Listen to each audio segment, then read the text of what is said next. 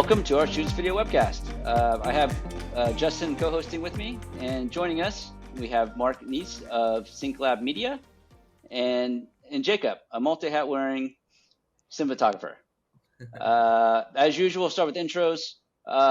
Mark, can you go ahead and lead us off and tell us a little about yourself and your company? Absolutely. I really appreciate you guys having me on today. My name is Mark Neese. I'm the co-founder and CEO of SyncLab Media. We're here in Addison, Texas, right?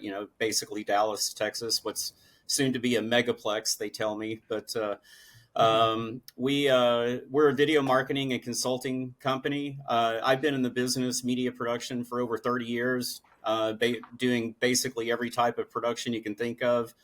About 10 years ago, I started my own business, my own production company about 15, 16 years ago. And then I joined a business partner and we rebranded to SyncLab Media a little over 10 years ago.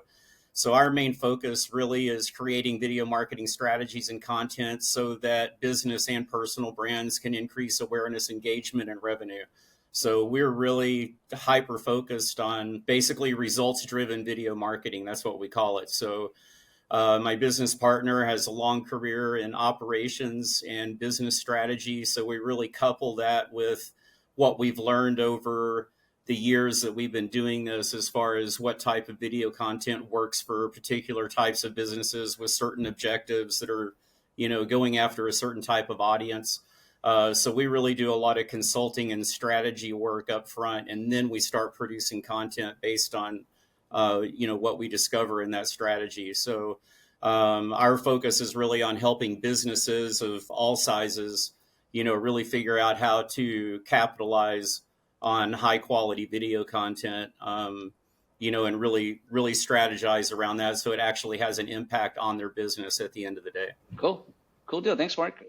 Jacob. Mm-hmm. Same thing. Tell us a little about yourself and what you've been up to. Yeah, absolutely. Thanks for having me, guys. Appreciate it. Mm-hmm. Yeah, I'm originally from Fresno, California, and I'm now in Los Angeles, based in North Hollywood. I'm a cinematographer and gaffer. Another word for gaffer is a chief lighting technician on set for music videos, commercials, narrative. I kind of pretty much run the gamut of the type of content and sets I work on. My main goal moving out here to LA was to be a full-time cinematographer. And right now I've been here in LA for 4 years, and that's kind of where I'm pivoting back to. When I originally moved out to LA, I did a lot of work on student film sets and kind of cutting my teeth, learning how to gaff and just be on the electric team, not even as a gaffer, but working as an electric and seeing how other people move and learn these things on how to light projects. So I did that for about a year, and now I've been out here 5 years, and this past year I'm really been refocusing on DOPing and being a cinematographer. So that's my main focus, doing that type of work. This past year as well, I launched my own video production company to kind of take more of control of that. A long story short, I guess, out here in LA, you get a lot of work as word of mouth recommendations just to get on jobs. But I wanted to take more of a control, and I think having a video production business on my own kind of legitimizes myself a little bit more than just some guy on Instagram with a camera. So launching the video production company of mine, my goal is to reach out to clients, music video artists, commercial brands, anyone I'm interested in working with, reaching out and showing them, hey, we're a full-stop shop. I have a catalog of freelancers I work with. I would love to create a concept with you or just talk and see where your thoughts are with video in general. So that's been a new endeavor for me this past year. Cool deal. It's pretty open right now. So Mark, Justin, if you have questions, I have a quick question for Jacob. I was just curious, for one, do you have a name for your production company? What's the name of your production company? Yeah, it's Electric Sky Visuals. Electric Sky Visuals. Yeah, it's on Instagram. I don't even have a website for it, to be honest. I've been kind of slacking on it. Sure. I feel like Instagram is kind of where my target demo's at, so I have the profile up and looking to work more with that full stop shop kind of production. And my, Yeah. my second question real quick was, do you see that you're doing more narrative stuff or more commercial stuff, or is it like a good mix? Right now, it's a good mix.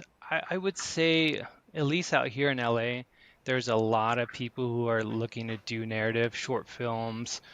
Um, I'm meeting more of those types, I guess you could say, directors and writer types.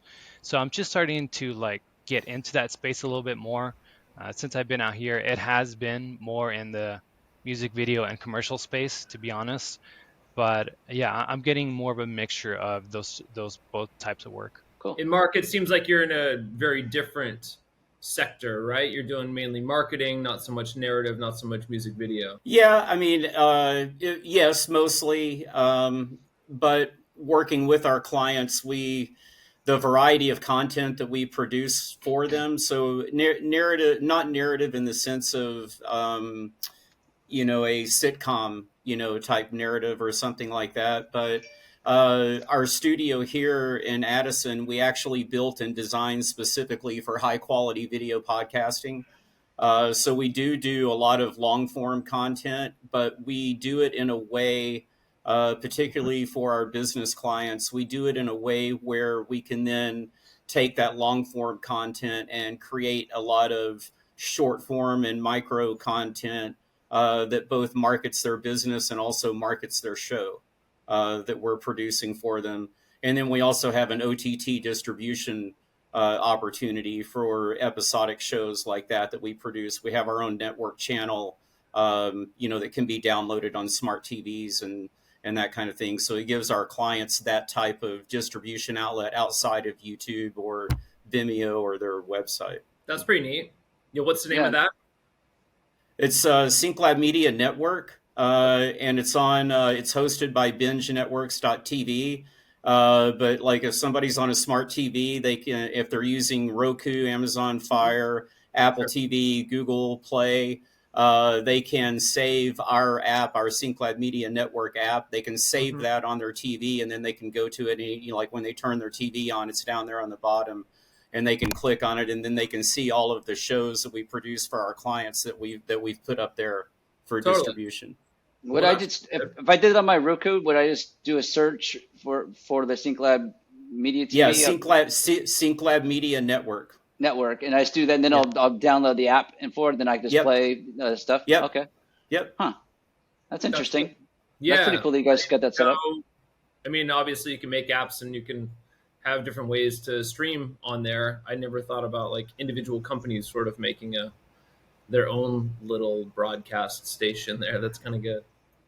Yeah, so basically we piggyback off of Binge Networks, right? Yeah. So and they go out and make all they're up to I think 400 different OTT platforms now, even going into hotel room, like hotels that broadcast their own channel, airlines, airports, different retail things. So they're making deals with all these types of distribution points. So by having our network channel on their platform, then that gives our content access to all those points that they're going out and making distribution deals with. I think it's interesting, in 2023 and even going forward, it'll be even more. It's like technology kind of converges in a lot of ways to mean that, you can make something with an iPhone and you can make something with an Alexa LF. And it doesn't necessarily mean that one thing is better than the other. And in the similar way, it's like if you're in a theater or you're on a phone, the viewing of it, or if you're distributing through some sort of old media or you're watching it, like you're saying, through an app, it's like all of that stuff sort of merges. So like what is narrative? You're like, well, you're telling a story. Okay, well, isn't a commercial just telling a story? Like, how is that any different than anything else? And just because you're streaming, is that any different than if you're in a theater? Not really, because like some major distribution companies just go streaming anyway. So it's quite interesting, like how we try to give names to things, but those, the Venn diagrams break down a lot because there's so much convergence on that. We'll have to come up with some new names. Yeah, right. And then we'll just I like what too. Yeah, I like what you said, Justin, but it comes back to like particularly when we're working with a client that's a business or a brand, where we start with them on the strategy is identifying who their audience is, right? And because it doesn't matter what you shoot on, where you put it, how you promote it or whatever, if you're not targeting the actual audience that you want to reach, then you might as well not be doing it at all, right? So Sure. a lot of those distribution and production distribution, those techniques, it really comes down to, well, who are you wanting to see this, and what are you wanting them to do when they see it?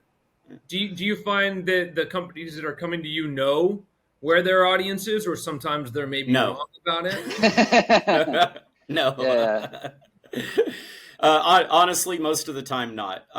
This is kind of a new frontier there are some early adopters, obviously, that are doing really well, particularly larger brands, but most of the mid-size, like small to mid-size companies that we're working with, a lot of it have been around the block a few times with people that honestly, unfortunately, have not served them well. And so they kind of got slapped in the face a couple of times when they first tried to start.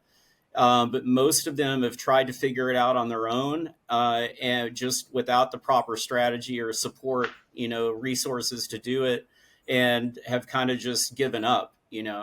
So that's a lot of people that we work with. And so it's up to us to really take them back to square one and work through that whole process. And once we start doing that, then the light bulbs go off and they're like, oh, this is what somebody should have done with me when I paid them $50,000 5 years ago, So, unfortunately, it's still a little bit of the Wild West, but things are kind of solidifying on that side, and people, at least business owners now, are realizing that they have to invest in quality content if they're really going to stay alive. So Yeah, it's interesting. And Jacob, you're doing branded content, that sort of thing?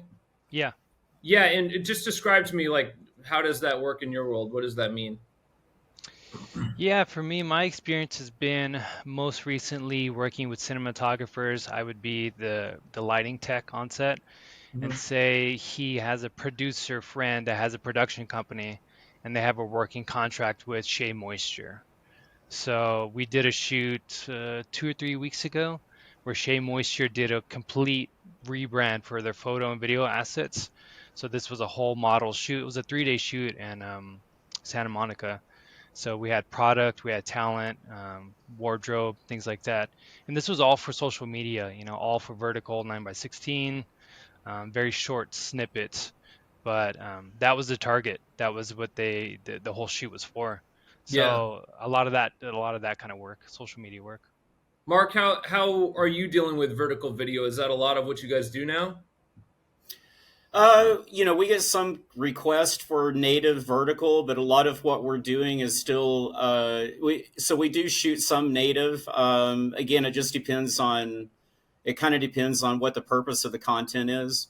But sometimes we shoot both simultaneously. But then we've started actually using we're experimenting with a lot of the new AI tools, to take regular 16:9 content and be able to frame it in different ways and actually convert it to the 9x16. But obviously some of like what Jacob was talking about, some of that content you have to shoot it natively, just because of the framing and the intended use of that particular shot, whether it's still or motion. So some of those things, you just have to do it that way natively. But we're experimenting with even repurposing a lot of content for ourselves and for our clients with some of the new AI tools and things like that, though. And it's pretty interesting, so I've been playing around with 2 or 3 different, apps to see, what I like to work with, what works best with our production workflow and that kind of thing. Totally. Hey, Justin, some cameras do that and some cameras don't, right? Shoot vertically, or like the Red Raptor Canon, or do it in-house, like the settings, so that can automatically just adjust the screen to be vertical. I mean, I can set up any or adjust the frame, I should say. But you shoot regularly. You're not turning the camera like this. You don't have to anymore for like a lot of cameras. Like I remember we were doing that before. Yeah, yes, no. I mean, it's if you're going to retain all of your image information, the full 8K raster, that sort of thing, then you would have to switch it. It can't magically make more pixels above when they don't exist there, obviously. But you can also take it, instead of having your 16:9, it's only shooting the center portion. So, for instance, when we shoot green screen, a lot of times you have a person on a green screen, and so they're only using like a third of the screen or something. All the rest of the pixels are just green. They're nonsense. You're going to cut them right out anyway. So to save data, we'll shoot square or something like that. So basically, on like a Raptor, for example, you can pick whatever frame. You could do 1 pixel wide by 4,000 pixels tall if you wanted to type it in and make it work. I believe. I haven't tried in a while. I certainly could on the older cameras. So you can choose whatever you want. But in terms of like our drone, for example, you hit a button and it goes from 16:9 and switches to 9:16 in the air. And then you can do, aerial stuff like that, just literally at the touch of a button. So there are a lot of options. And then sometimes, like Mark was saying, we shoot protecting for multiple sizes and sort of shoot wider than we would want, or like making sure we can sort of punch in one and then punch out the other, and they both work, and we can get multiple things. Or occasionally you build it and you know that you're going to have something at the top and the bottom of a 9:16 frame. Maybe you always have text at the top and the bottom that's just like built into the plan of what you want to do, and you use like a square, a 1-to-1 video in the middle of that or something. So I mean, there's creative options. But Mark, you were talking about AI, which is obviously something that's on the hot topic. Hot topic, right? That everyone's tongues. Jacob, have you had any opportunity to do any AI stuff? Had any of that work its way into your workflow at all? I've actually talked to a colleague about it. He's a photographer and he's creating a lot of work with AI, funny enough.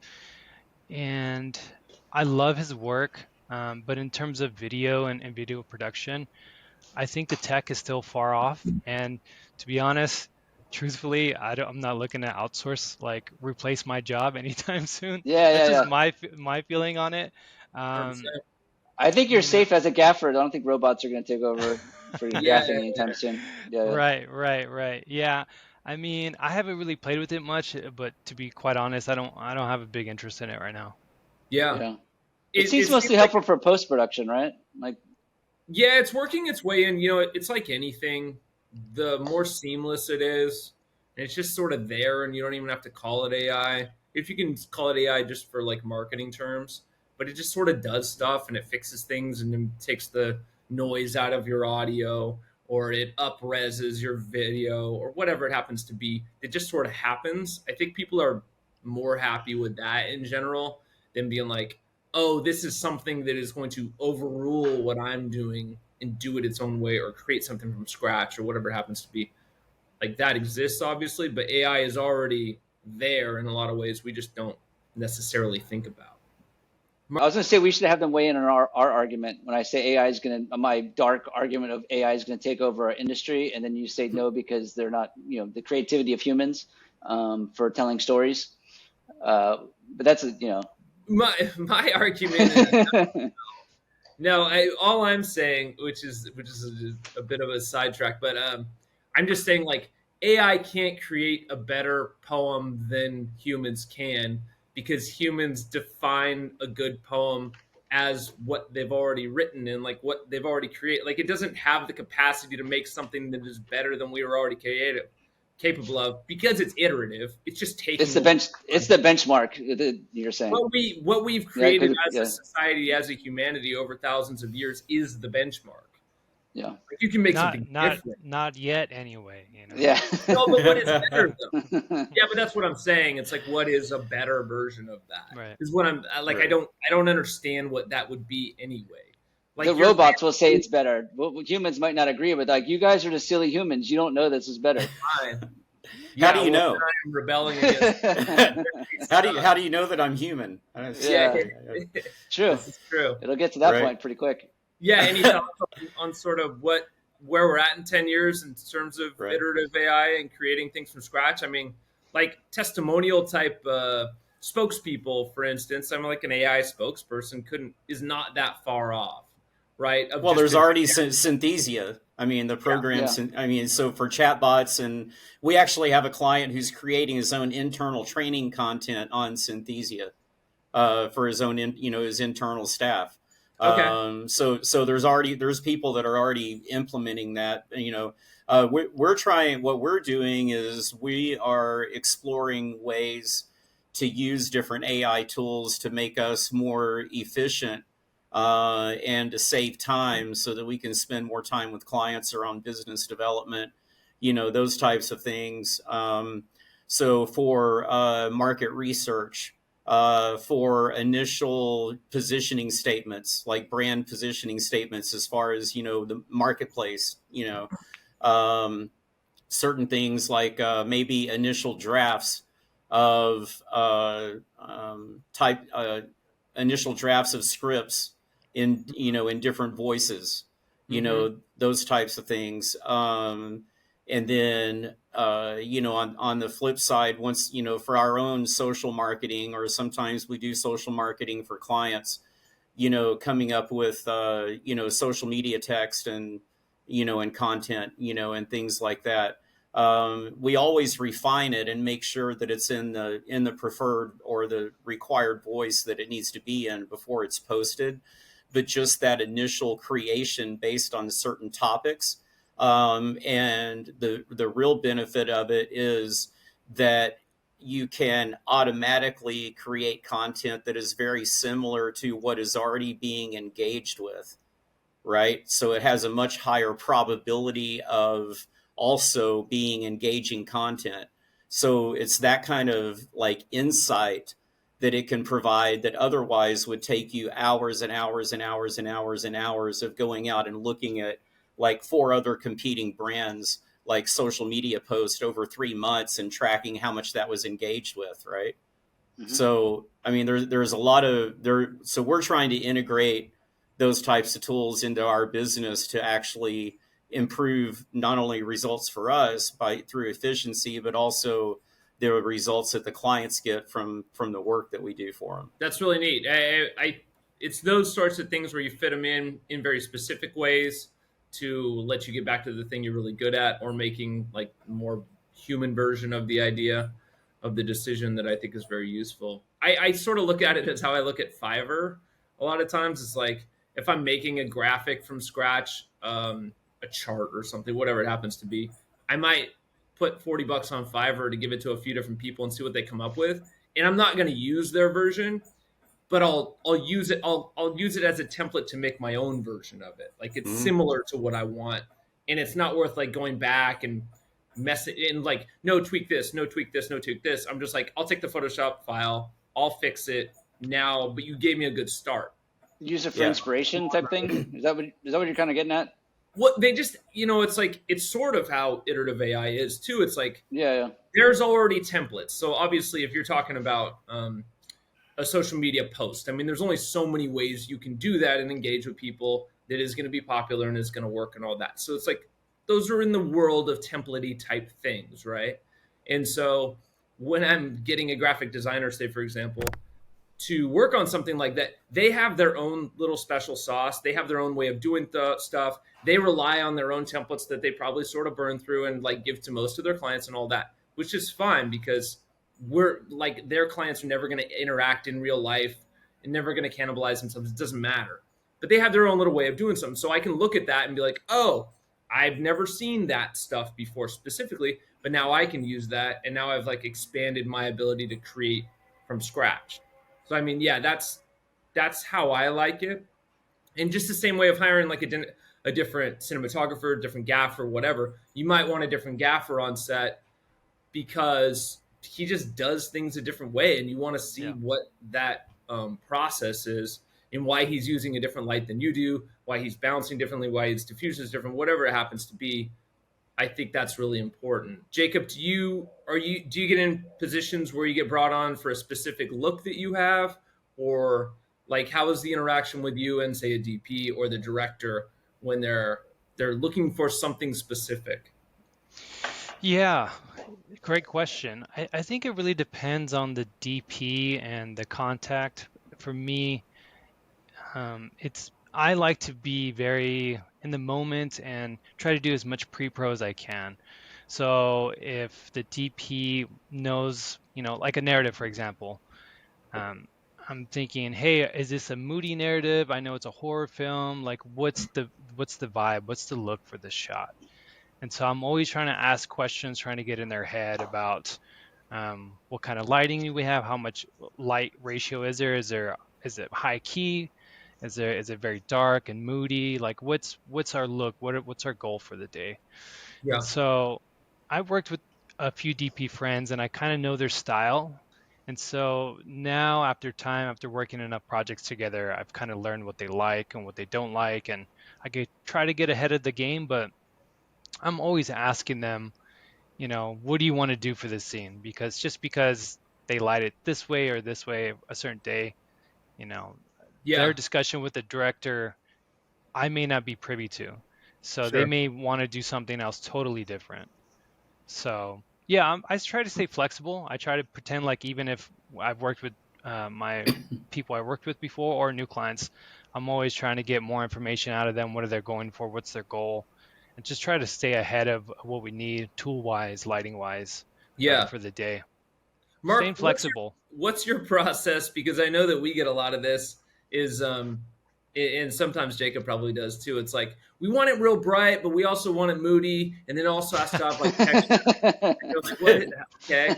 And so, Mark, I'm assuming like clients sometimes come to you and they're like, well, we want it funny, but we also want it serious, and then we're like a really fun company, but it's important that they know we know exactly what we're talking about at all times. And you're Well, like, and then when you give them a funny script, they take out every single funny part of it. yeah, right. Yeah. Exactly Right. the part we care about. We're talking about widgets. We only really care about widgets. Yeah. Mark, how do you steer people in like more of a finite direction rather than just wanting everything all the time? Well, I mean, the good thing about the way that we work with clients is that we do a lot of that consulting, kind of up front. Like once we're engaged with them, that's really where we get down to those really detailed discussions, and we're able to figure out more exactly what they're looking for. And then part of our process as well is that we don't shoot anything until we have an approved storyboard and script. So however long that takes, we're not going to shoot a frame until we have a storyboard and script that they've signed off on. Gotcha. And then it's just a matter of executing technically at that point. So. Sure. A lot of times we have projects. A lot of times that over 50% is pre-production. Wow. And then once we get to that point, then we're delivering in a few weeks or so, the finished product. But some people, obviously it's like anything else. There's some people it's a little more difficult to get to that benchmark. You have Sure. you have to go back and forth a few times. But I'd rather go back and forth a few times at that stage than get to the end and then have to go back and forth a few times with revisions. So by doing it the way we do it, a lot of times I don't even have to do a single revision, and we never do more than one round of revisions. So. Yeah, that's great. That's a good position to be in. It can be very disheartening to get it. They look at the first cut and they're like, no, all this is wrong, or this isn't what we talked about, or whatever. It's like, so that doesn't happen very often with us at all, but you are always trying to ask the questions to make sure that they don't cause themselves problems that they had no idea that they would be causing. To keep options open, to hone them on very specific concepts that they think are not specific, or that they see it all as sort of the same thing, but to us from the technical end, certainly it's like, no, that's way different than that thing. And depending on budgets, we might actually even go and do test shots, particularly if it's a local shoot. Okay. So we potentially could go out and do just some simple test shots or things like that for them to approve ahead of time, if it gets to that point. If it's if it seems like there's a communication gap or something, between what their expectations are. So, we've offered that before as well. It just depends on what the budget, of the project is, honestly. So, and I like your questioning of Jacob, because we actually have, we're the Dallas area. We're very fortunate. There's a lot of talent here in the Dallas area across the board for production. And, so I have 2 or 3 DPs that I really like working with. We get along great and work great together. So anytime we're doing location shooting, I'm typically, depending on the client and what I know we want to shoot and where we're shooting, I can call one of those 3 people that I know is going to work best for that situation. And then they're typically the people, like 2 of them, they have their own grip and audio and other, and lighting director that they like to work with a lot too. That's kind of their A crew, so it's really convenient for me as a director and producer, and facing the client. It's really beneficial to be able to just hire a DP and all of that comes with it, so it makes it a lot easier for me. And then I know that, and that at that point, that DP is almost like an assistant director on set too, because he's managing those people.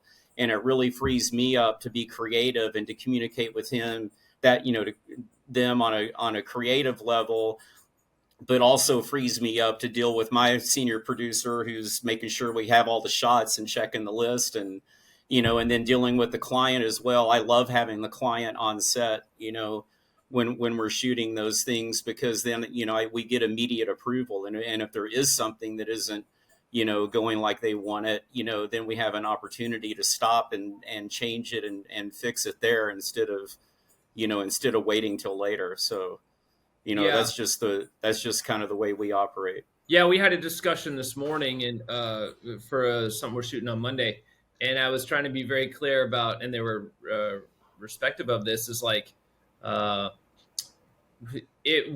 have to be wearing PPE. We're out on a construction site sort of thing. And I don't ever want to be the situation where, like, we have a bunch of good footage, but someone wasn't wearing the proper helmet, or they didn't have goggles, eye protection on, or they didn't have the vest on, whatever it is, those sorts of things that I'm not paying attention to at all. Because that's like not my job to worry about that stuff, right? Like, and I don't know what the rules are. I don't even know what you're supposed to be wearing. And so those types of things that the client has very specific knowledge of, how a product might work, what brand colors, like those things that we can't pay attention to. It's super important to me to have the client on set, because that's their world, right? Mm-hmm. So we know how to make a thing look good and tell a story, but if it's a slightly different way that it's being used in the commercial than what it's supposed to be used at, and you can't use any of it, it's such a mess. It has happened. Like, oh, that person's not wearing a hairnet. Like, we're not paying attention to that stuff, guys. Yeah, like, come on, make sure. Yeah.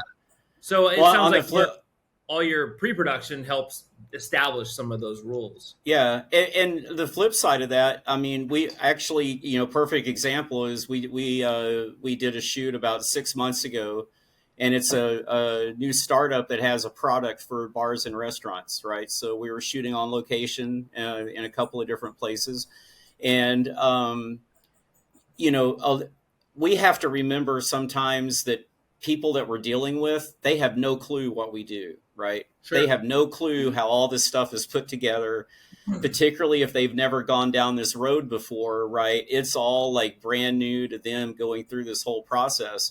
But what's interesting is on this particular shoot, like the light bulb went off while we were on set with the client. And they're like, oh, wow, this is how it's done. It's like, and they started getting ideas, right? And so as we're shooting, we had our shot list, and we're knocking out our shot list. But as we're knocking out our shot list, like they were giving us ideas to like maybe do something, like a second or third take, do it a little bit differently. And we ended up using several of those like shots that we didn't even intend to begin with. We ended up using that in the final product, and it was great. And that was because of the input of the client that was there, right? So totally. Explain a little bit of that to me, Jacob. It's like the magic on set, because for me, that's a lot of the most fun that we have, is like when maybe you can't do something exactly how you had envisioned it, or maybe you realize that you're in a busy spot, you know, you're in a city street or something, and something else happens in the background. There's a famous movie scene that I'm forgetting the name of right now, but anyway, there happened to be a big parade coming through, and so they incorporated it into the movie, and like Yeah. those types of things every once in a while happen. How do you, as either a DP or a gaffer, whatever it happens to be, how do you allow for those things to be utilized in the final project? What approach do you have, or does that ever happen with you? Yeah, it has. The one time, I would say a few months ago, I was DPing a music video. It's the most recent example I have. And, I thought, hey, it's single location, all in the studio. We're going to shoot here, here, here, here, here. That's going to be the flow. Me and the director talked about it. And we were very limited on crew. It was me, a first AC, and a gaffer. And that was it. That was our whole team. Small Totally. three-person team. And so we ran into the issue where the downtime for having the talent change wardrobe, change costumes was going to be too much. It was going to push our day back way too much from what we could afford, and we wouldn't be able to make our day because we had planned, 6 to 8 different looks for the whole day. Mm-hmm. So, some people may take that as a director of photography and be like, "Hey, this is the schedule. This is what me and the director discuss. You have to work around me." And I'm not that type of person. I try to quiet my ego. I try to stay flexible and hear what my crew needs, what my people need. If my director says, "Hey, can we do this instead?" Yeah, let's do it. I'll try to make it happen. And if that means I'm having my lighting team scramble to reposition lights and make things work for a time of day, then it is what it is. I understand that things on set change all the time. And that's one thing I've learned is just being flexible, being humble enough to be like, all right, this is the situation. Let me take a step back and just pivot. And usually that's what happens on set. There's you can't control everything. So I think for me that's been the biggest thing to learn, just having those qualities and my personality and changing those things when they do come up, because they will come up. Just being able to be in that same mindset and say, okay, all right, let me pivot to this. I'm going to shoot this way instead. We're going to tear that setup down. We're not going to go there instead. We're going to go here instead, and just Mm-hmm. move stuff and just staying flexible. I think it's helped me a lot. It could maybe damage a lot of people on set, just take them out of the mode mentally. But I think I've gotten a lot better with that. So that's just, my example dealing with Totally. stuff like that. Yeah, I mean, we're in the business of making up things, of being creative, of coming up with problem-solving solutions, right? And that's a Yeah. lot of what we do. In pre-production, you're solving things. You're like, we have this amount of money, we have these locations, we have these actors or spokespeople or testimonial people or whatever it happens to be, and you're just like, you're constantly trying to be like, here's what we get to make. Here's our ingredients for this recipe. How do we make the best meal, basically? Right. And then on set, you're like, oh, we ran out of half of these ingredients. How do we make this? How do we salvage Right. this thing? Right. Yeah. Or someone who was supposed to bring this thing to make the shot work didn't. How Yeah. can we move the schedule around, Yeah.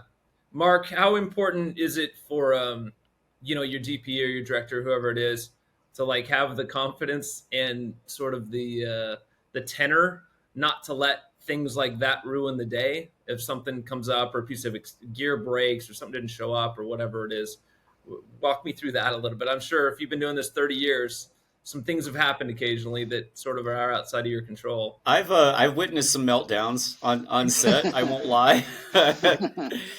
I will not lie. Not as a director or a DP, but I've seen a few things. Yeah. Yeah, I mean, I think I really haven't had to deal with that in a number of years, like from a crew member, and I think mainly it's just because I've done a better job at vetting like people that I work with, people that I bring into that environment. I think really is the answer to that. And, the people that are on my short list now, I know that they can, for instance, like the couple of the DPs that I talked about, I've worked with them enough, and I know we there's a lot of people that work in the industry here, but it's also a really small circle, if you know what I mean. Sure, It's like Every word gets around really fast. Like if somebody has a bad experience, and conversely, word gets around really fast when people are like doing a really badass job. So yeah, and I know that the DPs that are on my short list, I know that they're only going to crew quality people to bring with them. And sure, I mean, there's always going to be some type of stressful situation. You know, you just can't get around it. I mean, like Jacob was saying, I mean, 100%, it's never going to go 100% right. And you just have to have the right type of culture, the right type of, you have to create the right type of environment on set. And that starts with the director, and so, that's just my responsibility when we're on set, is just to set the tone at the beginning of the day. And a lot of that, the way I do a lot of that is I just take really good care of people. It's like I make sure that everybody is fed. I make sure that we're starting when we're supposed to start, so they're not pressured to have to try to to catch up throughout the day. I'm a real big stickler on maintaining a schedule, so whatever that schedule is that's set out, I mean, we're gonna come hell or high water, we're going to meet that schedule, because I don't want to put that extra stress on them thinking that they have to rush a shot or something like that. Right. So a lot of that is just kind of management, leadership and management skills that I've been fortunate enough to be exposed to from a lot of really great mentors, and just, from experience in the industry. And, so I think a lot of it is just that if you're working with a lot of really great people, it's pretty easy if you just treat them the way that you should treat them. It's like, they're there working their butt off to try to, produce a product for us to deliver to a client. So, it's like they're, in my opinion, they're the superheroes on jobs, because they're actually making it happen. yeah, it's a weird thing. One of the things I always tell new directors or producers working on a narrative, something like that, on an actual feature, I'm like, make sure you schedule it to where you're not behind an hour or two into the day, because morale wise, the whole rest of the day you feel like you're already behind. And I think a Mm-hmm. lot of people do that, and they don't have enough load in time, or they don't have enough time to just like get everything set, especially the Yep. first few days in a feature. Yep. That sort of thing. You're going to be shooting for 2-3 weeks, whatever it is. It's like, don't front load everything to where you feel like you're already behind the eight ball, and it's constantly a problem that you're fighting against. It's like, ease into it a bit. When you're a decent director or producer, it's like you're going to be able to fill in. You're not going to just waste time because there's too much time on the schedule, because you're going to know what you can get ahead on. But making sure that the morale is there, because there's nothing worse than like just sort of spinning your wheels because you feel like, oh shoot, we just have to get the shot, we just have to move on to the next scene, blah, blah, blah, and everyone feels like has that. Well, that's when mistakes start to happen too. Yeah. Yeah, that too. And so Yeah. you're causing even more problems, right? Yeah. Yeah, just being realistic in general about the schedule. I feel like it's a lot of times either too slow or too fast. Just kind of like, hey guys, let's get it just right. Yeah. And I'm an optimist, so I go in. I think Yeah, you're like, we could do it. you have to be an optimist, but you also need to look at the schedule and be like, what happens if we lose 10 minutes? Is this whole thing gonna be messed up? Are we It's gonna like, have to come on, we have 100 shots to get in today, right? Yeah. We're only at 50 and we're already eating lunch. Not reasonable. Yeah. Yeah. Jacob, do you have any situations in that? What do you look for in an AD or a producer, like for keeping you guys on schedule? Yeah, I was just going to chime in and add on to that. I think Mark's great, and knowing that as a director and producer, I think it says a lot to who your team is and the type of team you want to be on. I think, like what Mark was saying, I think it comes from the top, and a lot of that conversation's to be had by the DP and the director, because you just never know as a DP who you're working with and their experience, right? So the director and producer and AD, they're like, all right, we're going to knock out 10 pages today, and we're going to get all these shots, and this is our goal for today. We're going to hit this amount. and the DP could say, hey, how much time do we have for setup? And the AD or producer could be like, what do you mean setup? Why do you need setup time? It could just be one of those simple things where having the right people involved, the DP to bring it up and say, hey, we need time to light for this. We need time to move from this location to this location. I need an hour and a half to load in, maybe an hour out. So your 12-hour day becomes 10. And then you got to factor in lunch, a half hour, and just having the right people involved to bring those questions up, because everyone's going to come from a different perspective in terms of experience.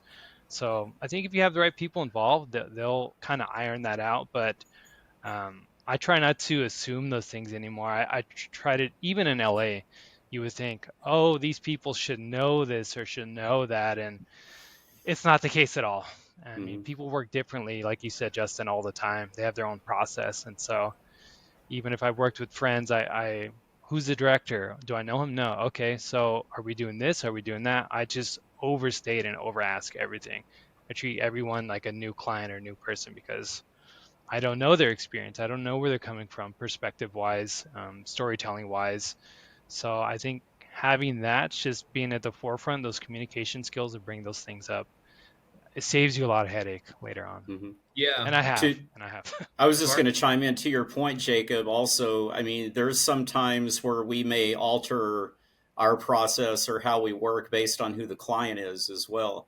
So even though I may be working with a DP that I've worked with before, it may be a different type of, like environment or a different type of atmosphere that we need to maintain on set. So to your point, it's like, I'm proactively reaching out to those lead crew members and explaining that to them ahead of time. Like That's we're great. having a pre-production meeting well before, we ever, like get to set, and then have the pre-shift, the pre-shoot meeting with everybody, that kind of stuff. And so it's part of our process that we've developed. And so once we made it a process, then we do it every time.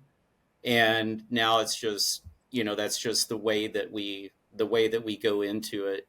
But if you're not intentional that way, and so it's great that you're taking that initiative, on your side, because as a director, I would want you coming to me and asking those questions, because then it tells me this guy's really got his stuff together and he's really interested in making sure that the client's happy. And that's what my goal is. I get to the point where my DP or my director, they're like sick of me. They're like, what do you want now? I'm just like, I need to know this. I need to know that, I just over the top. So Yeah, I well, would say, that Mark, attention to detail is very important and highly desirable. So yeah, good for you. 100%, 100%. And Mark, just one last thing is, people will remember good directors and producers. Crews will, I don't know if I could cuss, but bust their butts over the top Sure. for people who will, they'll push themselves really hard because they know from the top they care. And when they're on sets that they don't get that, you get what you get, kind of deal. Yeah. The other thing I do is I build in longer breaks too. So if we are running just a little bit behind and we need like 10 or 15 minutes, to get finished with a certain like location or whatever, and then have a break, as we're moving, then I have that extra time, in the schedule where it's okay if we run 10 or 15 minutes over, because I've scheduled an hour for lunch instead of 30 minutes for lunch. Right. That's awesome. So that kind of thing. Totally. It's good to have flexibility. I was going to ask, like switching gears a little bit just before, because we're probably going to finish up here pretty soon. I was just curious, Mark, what do you like for marketing? Where do you draw the line, like with your customers? Do you produce the video and do you hand it off to them as like, hey, here's your marketing piece, or do you actually do some of the marketing, by putting it up on various social media or streaming channels or what have you? Like, what's your guys' process? We can do it all. It just depends on what works best for the client. So we do have clients that want us to manage all their content. There's clients, we've built out their social media, we've built out their YouTube, and we actually manage all of the content that we're producing for them. So we're uploading it, we're optimizing it, we're maintaining, their social channels or their YouTube channel. because there's some people who just don't want to have anything to do with that. They just want it handled, And so our three pillars are strategy, production, support.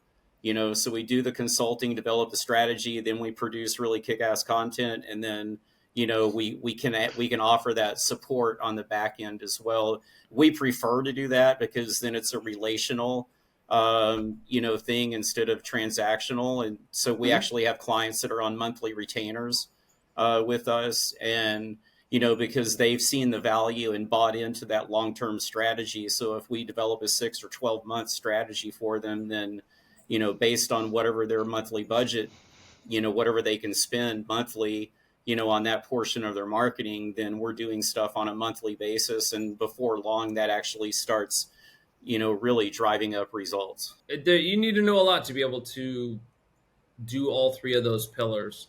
I think. Well, marketing's changing all the time.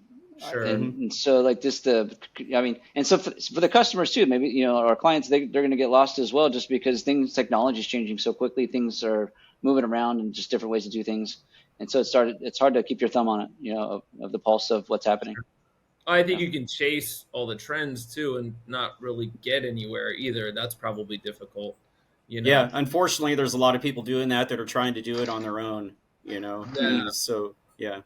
So we have a lot of those conversations. I do a lot of speaking and training also for like solopreneur, entrepreneur, really small businesses, and, and just try to help them like frame in their mind around, what they should be trying to do, what they should be committing to. Because a lot of times people try to go out there and do everything, and then they fail miserably, and then they're like, oh, it just doesn't work for me, Yeah. Where they could be getting a lot better results if they just knew how to kind of organize it a little bit better. And so I train people, on how to do that too. Yeah, figure out what works for your industry, like whatever you're selling or product or service. Like there's so many different outlets, and some things work way better for some industries, and other things work way better for others. So for customers to know that right off the bat, it's hard. It's hard, even when you're starting a business. If you go, I've heard a lot of complaints from they'll try something, spend a bunch of money, it doesn't work. I'm like, yeah, that was a bad idea. Like spend a little less money on try it out, because that wasn't the right fit for you. Like from my experience, that wasn't even the right fit at all. Would told you not to do that. Well, case in point, we just started working with a new client, one of our new clients this week that we just started working with, and he's a solopreneur, right? He doesn't have a ton of money, but he wants to do something, and he knows that he needs to do it. He's in a competitive industry. So what we suggested for him is just start out with one of our entry-level consulting packages, right? So he just started out with a 3-hour consulting package, and we just had our first meeting with him yesterday.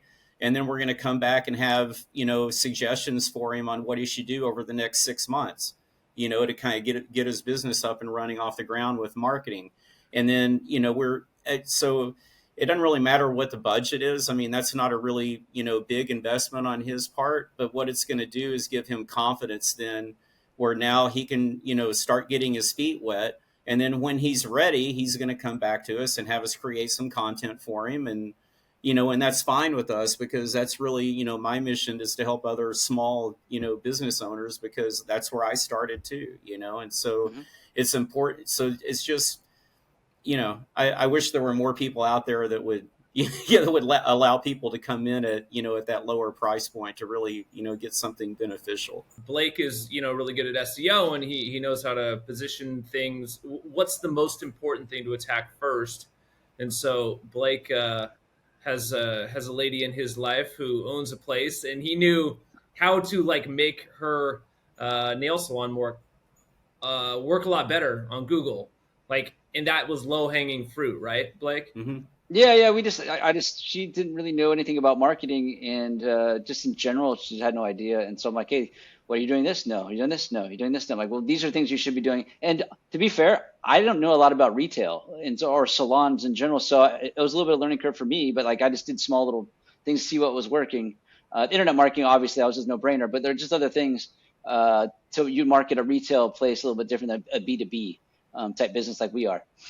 So it was a little bit learning curve, but there were some low hanging fruit, like Justin said, that she wasn't doing at all. Now she is, and it's like she's way busier than she was. And I think, Mark, that's, someone coming to get consulting even 3 hours, you might be able to identify those types of things. Like, are you doing this thing? No, not really. It's too much work, whatever. And you're like, well, there's a way to do it where it's not a whole lot of work, and it's going to help you a lot to get noticed. And yeah, a lot of times they'll try to do the harder stuff first. I'm like, you guys haven't done any of this stuff. Do this stuff first. It's way easier, costs less, get that done, then talk about this. Yeah. Well, the first thing is the guy has an amazing life story, but you go to his website and his story is all the way down on the bottom of the first page of the website. And I'm like, man, you need to you got to lead with that. Lead with that. It's like, I mean, it was just like something right off the bat within the first like 30 minutes of checking out his digital footprint. I'm like, man, why don't you have this at the top of your website where people see it first? And by the way, that needs to be a video. It's like, yeah, get a video up there, then with the description, sure. Right.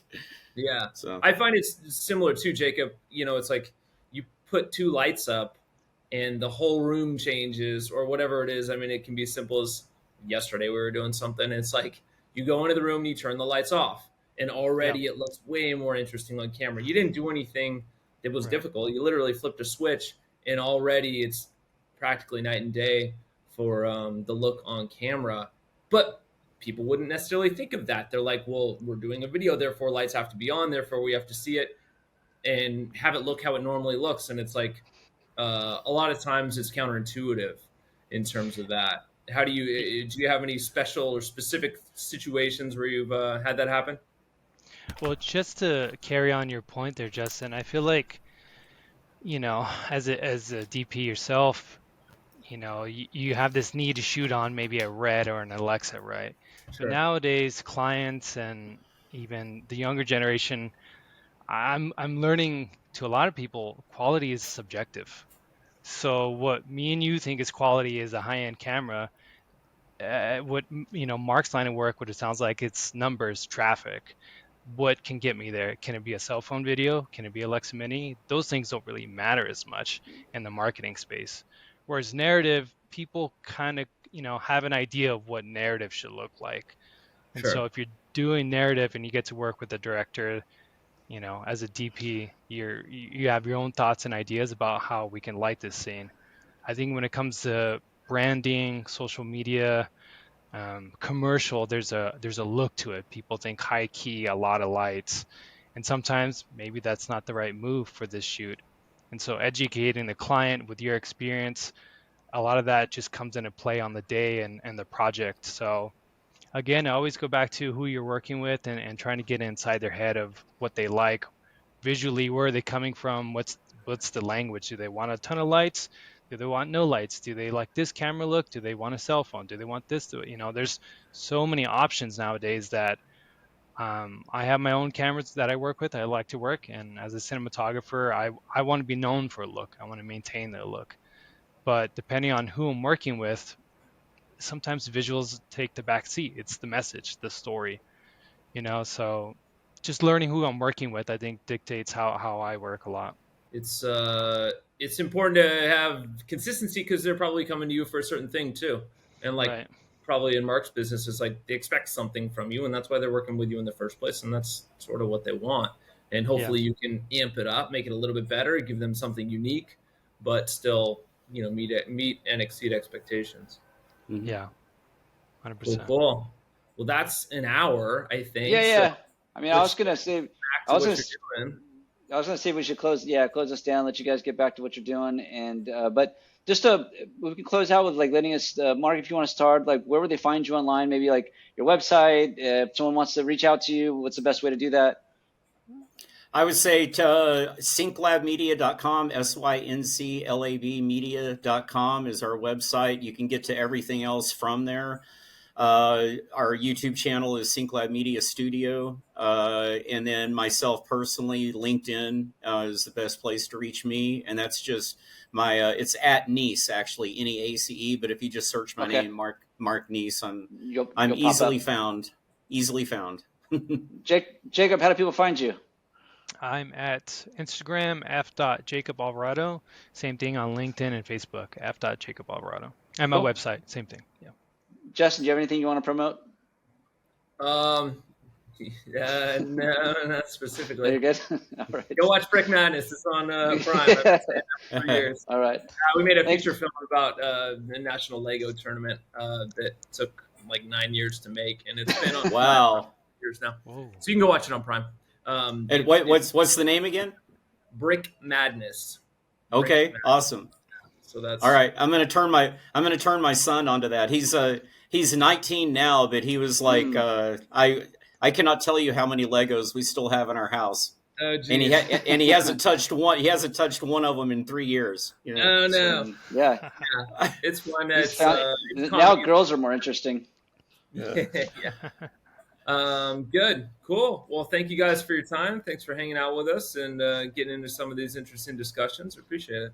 But don't go away. But we're gonna close out. Thanks everybody. Cool. And until next time. Bye. Yep.